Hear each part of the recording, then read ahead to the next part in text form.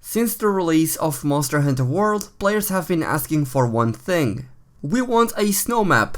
We want snow monsters. Snow, snow, snow. Stop that. Stop it with the let it snow, okay? I'm not playing Kingdom Hearts, man. Jeez. Anyways, after hearing grown-ass men that like to spend their time cutting animals in a video game quoting the movie Frozen from Square Enix so many times, Capcom was like, "Hey Ryozo, you gotta find a way to shut those weebs down, we can't stand that song anymore." And so, Daddy Ryozo Tsushimoto answered our prayers and gave us Iceborne. Well, he didn't really give it to us yet. We made the order, but Amazon has fucked up the delivery, so it's going to take a while to get here. So, in the meantime, let's talk about monsters. Who am I? My name is DarkHero and these are my top 10 most wanted monsters for Monster Hunter World Iceborne. Now, two things before we get started. This list will include monsters that could actually be seen being introduced to Monster Hunter World in Iceborne. As much as I would love to see Gormagala and Fatalis show up, that wouldn't make too much sense since this is an ice-themed expansion. Though we could see monsters from different biomes being added as well. We did see Nargacuga at the end of the Iceborne trailer after all. And two, well, this is my own list based on my own preferences and bias. Yours may of course differ, and if that is the case, I would love to know which monsters you would like to see in Iceborne. And these are the rules for this list. Okay, good? Good, let's start. In the number 10 spot, we have not one, but two monsters. Yes, I know this whole idea of having 10 monsters is already falling apart, but I wanted to include these two in the same spot because they are very similar in the way that I would like to see them being introduced in the game. These monsters are Rusted Kushala Daora and Jade Barroth. Rusted Kushala Daora is a variant of the regular Kushala Daora, whereas Jade Barroth is a subspecies of Barroth. These are two monsters that inhabit snow regions and would seem pretty easy to implement into the game as their base models are already in the game. We already have Barroth and Kushala Daora in Monster Hunter World, so a lot of work would not be required in order to add both of these monsters to the game. But I'm not mentioning these two monsters just because we already have the regular versions in the game. The fact of the matter is that Jade Barroth and Rusted Kushala Daora make for much more enjoyable experiences than their regular counterparts. Rusted Kushala Daora is no more than a regular Kushala Daora that has begun to rust due to oxidation with the air. For this very reason, Rusted Kushala Daora is far more aggressive than the regular counterpart. It will stay on the ground more often and rely on physical attacks such as biting and charging opposing enemies. For this reason, Rusted Kushala would not be as frustrating to deal with as a regular Kushala Daora that mainly stays in the air. In addition to that, Rusted Kushala Daora can apply Ice Blight, which is only fitting considering the environments that we would most likely see it in. And as for Jade Barroth, instead of covering themselves in mud, they choose to cover themselves in snow. This works in Jade Barroth's favor as an added layer of protection, but it also serves to reinforce some of Jade Barroth's physical attacks. In addition, by charging through the snow and head slamming against opposing hunters, Jade Barroth will be able to inflict snowman as well as Ice Blight. While these two monsters wouldn't be the most exciting additions, I can see the developers working them into the game as part of the Iceborne expansion in order to buff the monster count that we'll get with this expansion. It simply seems fitting, and if the developers are in need of some more monsters, these two would be an easy alternative. In the number 9 spot we have Barioth, also titled the Ice Tusk Wyvern. Barioth is an incredibly agile flying wyvern that uses its fangs and claws to slide around on the ice, making it hard to keep up with. On top of that, Barioth counts with a varied moveset. It can perform homing light attacks from the sky, create an aggressive wind blast, and spit out an icy ball that will create a powerful tornado. Due to its unpredictable moveset as well as its high speed, Barioth can be a challenging monster for newcomers. In addition, Barioth shares the same skeletal structure as Nargacuga, the monster that we saw in the Iceborne trailer. Or at least the monster that we all believe we saw in the Iceborne trailer. And if that is in fact Nargacuga, then that is one step closer to making Barroth a possibility in Iceborne, since they would not have to develop a brand new skeleton for this monster to be introduced in the game. What's more, his armor set always looks good, and his weapons not only look good as well, but they are among the highest in terms of affinity, going from 20% to 55%. Or at least that was the case when Barroth was first introduced in Monster Hunter Tri. Regardless, Barioth is just a cool monster with a cool moveset that I would like to see in the game. In the number 8 spot we have not one but two monsters once again. I am referring to Agnaktor and Glacial Agnaktor. Agnaktor is a leviathan titled the Fire Pike Wyvern that swims through the lava and carves tunnels through solid volcanic rock. Its body is covered in a lava-like armor which hardens when it is cooled and softens when it is heated, much like with Lavazioth.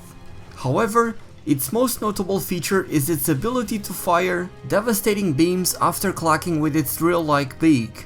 Now, you might be wondering, why am I including a fire monster in this list? Didn't I say that I wanted to focus on monsters that would seem believable to be introduced in the Iceborne expansion, an expansion that is focused on an ice environment? Well, yes, that is true, but there have been monsters that have been added in the G-Rank expansions of previous games that were added to locales that already existed in the game before the G-Rank expansion. As such, Agnaktor could be the perfect addition to the Elder's Recess, as it would take the place of Lavazioth. But in addition to that, Agnaktor has the Glacial Agnaktor subspecies. Glacial Agnaktor behaves in pretty much the same way as a regular Agnaktor, but with the only difference of course being that it lives in a snow-based environment. Just like the regular Agnaktor, Glacial Agnaktor will burrow and go underground, but Glacial Agnaktor can, instead of firing a fire-concentrated beam, it can use a beam that inflicts water blight.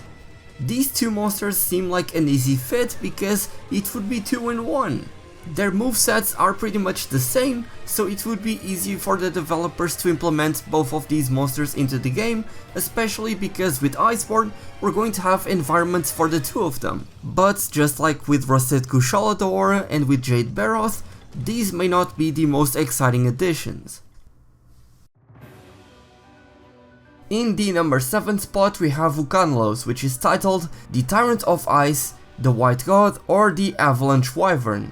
This monster is so badass that it even has 3 different titles, but for some weird reason it is classified as a Flying Wyvern, although Agnaktor, a monster that is usually considered a rival to Ukanlos, is considered an Elder Dragon. I mean, it's not like Ukanlos is able to fly or anything, and Agnaktor is considered to be a Black God, so it would only be fitting that the White God would also be an Elder Dragon. But anyways, Ukanlos' description reads: a mysterious wyvern said to only appear after large avalanches deep in the snowy mountains. Often seen crushing ice balls and rock into powder in its stride, it is known to the guild as Ukanlos, although there are whisperings that it may be the White God. Many believe that this monster is on the same level as Deviljho, monsters that are not classified as Elder Dragons, but could very well rival them in power. Ukanlos have been found to attack and destroy villages like Elder Dragons, and are hostile to everything that they encounter. Its most notable features, besides its appearance and its large shovel-like jaw, is the ability to dig through ice with ease. Ukanlos can swim through ice and will target opposing hunters. As Ukanlos is doing this, large chunks of ice will be flying out and may hit the hunter, leaving them with snowmen or the ice blight ailments. In addition, Ukanlos can produce an ice beam from its mouth and is known to use its heavy body weight to crush opponents. Ukanlos is a very distinct monster and would add some variety to the endgame, which is much needed. On top of that, if the developers were to add Ukanlos to the game, there would always be the possibility of Agnaktor making its way to Monster Hunter World as well. And if we don't end up getting a Black Dragon in Iceborne, then this could be the introduction of the very first one in Monster Hunter World. In the number 6 spot we have the pink fur beast, Congalala. I'm sure many of you didn't expect to see Congalala in this list, but in my opinion, this giant-tailed gorilla with pink fur should be added to Monster Hunter World as part of the Iceborne expansion. Now, it is true that Congalala is a monster that doesn't inhabit the snowy regions. However, we did see Nargacuga in the Iceborne reveal trailer, and Nargacuga is not a monster of snowy regions. So, either the monster that we saw in the trailer is something like a subspecies of Nargacuga that can live in the snowy regions, or it's simply the Nargacuga that we have all come to know and love, and it simply won't be in the snowy regions, and it will most likely inhabit the ancient forest, or perhaps a new region that is going to be added with the expansion. And if it turns out that the latter is the truth, then Congalala might as well be added. Now, the idea of adding Congalala to Monster Hunter World is to simply add some more variety to the game, because currently in Monster Hunter World all you have is dragons and lizards and that kind of monsters.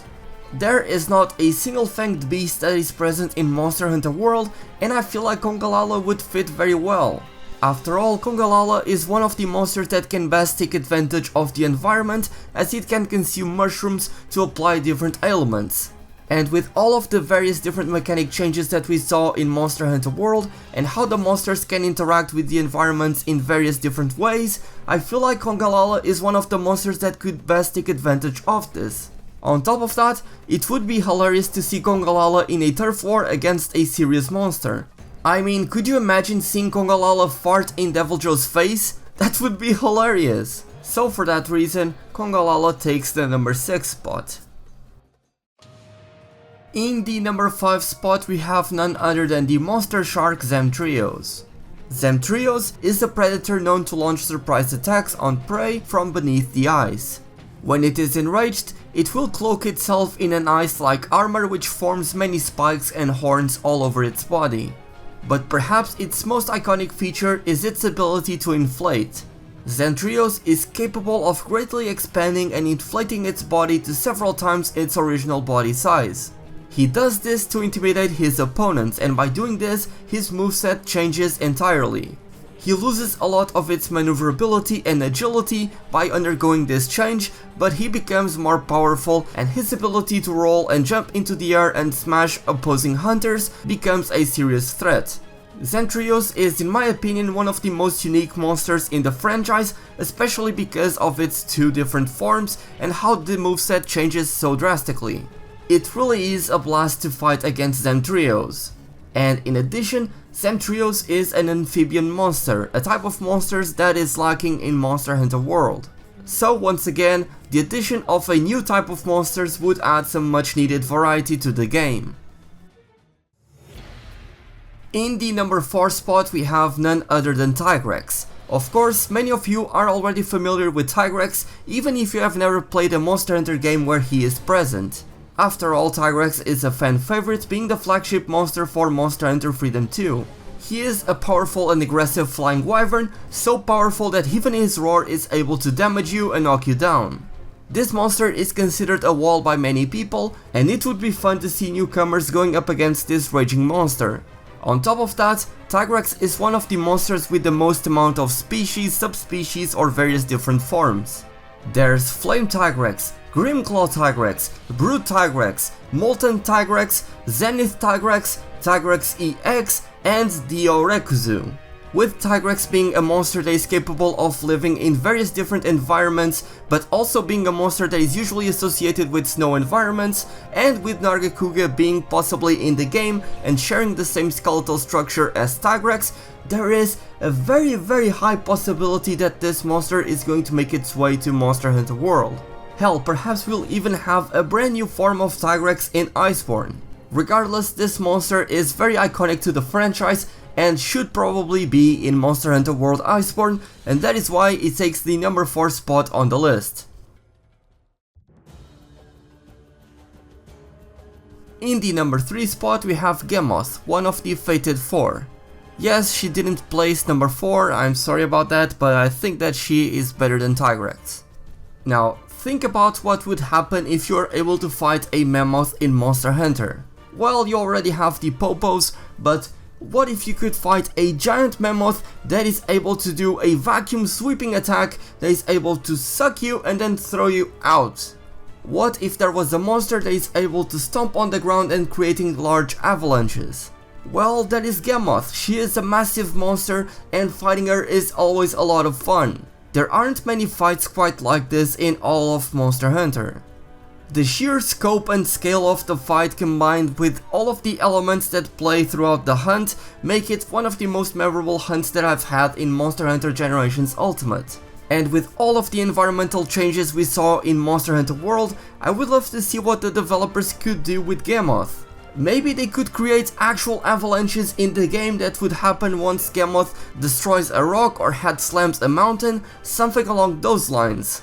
Gammoth already has some original moves, such as the ability to use its trunk to create a large vortex that sucks hunters in from a distance so it can trample them more easily. So all I would want really is to see more of Gammoth. As one of the Fated 4, Gammoth is the one that is usually overlooked the most. And sure, it is difficult to compete with an axolotl that can use bubbles, a bug dragon that can use electricity, or a dinosaur that can use its tail like a Beyblade. But Gammoth is an awesome monster with an awesome looking armor set, and I would love to see it in Monster Hunter World.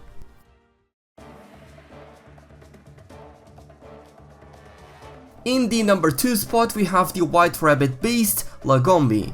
Now I know what you're thinking, Lagombi? Isn't that one of the early game monsters? And yes, that is true, but that is something that Monster Hunter World is also lacking.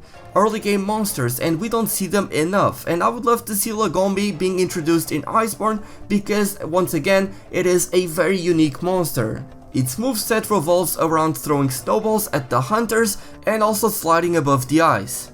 Lagombi is a very agile creature, and while it isn't such a big threat as something like Gammoth, it is a very fun monster to fight against, especially Snowbaron Lagombi, the deviant version of this monster. While it is very likely that the developers and the Monster Hunter team want to keep deviants exclusive to Monster Hunter Generations, I really would like to see Snowbaron Lagombi making its way to Iceborne, because this deviant changes up the moveset and the fight to the point that Lagombi becomes a threat at the point that you're able to do this deviant for the first time. Snowbaron Lagombi is much more nimble and agile and is able to throw snowballs much larger than the regular Lagombi, and these snowballs will change direction and roll around the map as they are homing at you. And on top of that, Snowbaron Lagombi's armor set looks very good, very stylish for sure, and is something that I would love to see once again in Iceborne. In my personal opinion, unique monsters should get a lot more attention than just the regular powerful dragon monsters, so that is why Lagombi takes the number 2 spot on the list. And of course there are also some other monsters that could not make it to the list, but I still wanted to include them here in the video, so they get to be a part of the honorable mentions. And the honorable mentions go to Giaprey and Giadrome, as well as Bullfango and Boldrome. Giaprey and Giadrome are the snow variants of Velociprey and Velocidrome, which would be the equivalent of Jaguars and Great Jaguars. Playing through Monster Hunter Generations Ultimate reminds me of how much I miss seeing these monsters in the different areas. Yes, they can be annoying, especially Bullfango and Boldromes, but they do add some livelihood to the different areas. For some reason, despite all of these environmental changes and how every single area is connected in Monster Hunter World, it seems that every single one of them feels much more deserted than when compared to the older games. So adding these monsters would fix that problem. Although this could lead to some big frustration by some players if this were to actually happen. And then finally in the number 1 spot we have none other than Rajang. Titled Gold Lion, which is weird cause this is a monkey, the glorious Rajang, or Rajang depending on how you pronounce it, takes the number 1 spot on our list because of just how incredible and how annoying he is. Rajang is an awesome monster that gives you awesome weapons and has an awesome armor set. He is an aggressive monkey that is always angry and is always looking for something to hit. He keeps on leaping from one place to place and will even fire a huge blast from its mouth that will devastate anything that comes into contact. This monster is a serious threat, and many would even say that it is more powerful than some elder dragons. Rajang is hated by many hunters due to its combination of speed, aggression and power. When it becomes enraged, his fur will rise up and become yellow, almost like he is becoming Super Saiyan. This monster is the very definition of brutality. Rajang will crush anyone who opposes him, and as a matter of fact, he will crush anything that stands in its way, be it a hunter or even a small Jagras. This monster is a true challenge, and it would be cool to see how players would fare against this beast. On top of that, there is nothing quite like it in Monster Hunter world, especially not of the fanged beast type, and Rajang is a monster that can live in various different habitats, going from volcanoes to the desert to even the snowy mountains, so it is the perfect fit to be introduced in Iceborne. Plus, it would be cool to see Rajang going up against different monsters, such as Devil Joe or Black Diablos in a turf war. Could you imagine seeing Rajang jumping onto Black Diablos, holding it by the horns and then firing his massive beam from its mouth at close range? That would be insane. And for all of these reasons, that is why Rajang takes the number 1 spot for the most wanted monsters in Monster Hunter World Iceborne. And that is it for this top 10. Let me know what you all thought about this in the comment section down below. I would love to know which monsters you would like to see in Iceborne. More top 10s will be coming soon, but in the meantime, if you have enjoyed this video or found it helpful, then please leave it a like. It takes less than a second and it greatly helps me out. Subscribe if you're new to the channel and turn on channel notifications if you don't want to miss an ounce of Monster Hunter goodness. As always, a huge thank you goes out to my patrons for choosing to support me and helping me keep this channel alive. As you guys know, I am a university student and your financial support, no matter how small it may be, does help me out a lot and I really do appreciate it. And again, a big thank you to all of my patrons, especially Guildarts Gaming, for being a mighty hero. If you would like to support me, the link to my Patreon is down below in the description, but with that being said, thank you all so much for watching. My name has been DarkHero, and happy hunting!